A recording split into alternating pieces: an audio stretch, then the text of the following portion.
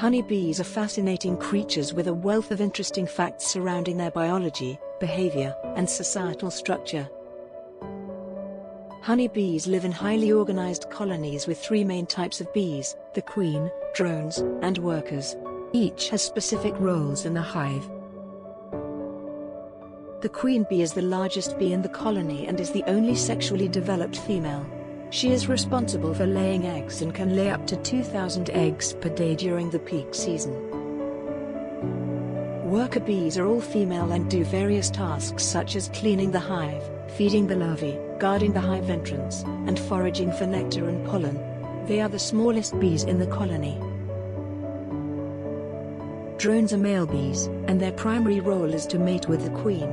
They do not have stingers and do not contribute to the work inside the hive. Honeybees communicate through a complex system of pheromones, dance, and vibrations. The waggle dance, performed by worker bees, communicates the location of food sources to other members of the hive.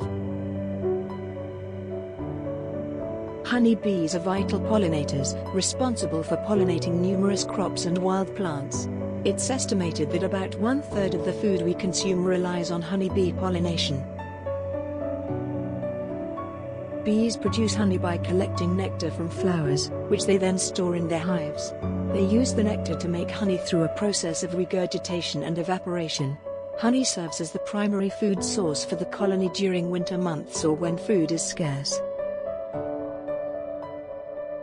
Honeybees work together to regulate the temperature inside the hive. They do this by fanning their wings to circulate air or clustering together to generate heat during colder periods. Honeybees sting as a defense mechanism. When a bee stings, it releases a pheromone that alerts other bees to attack.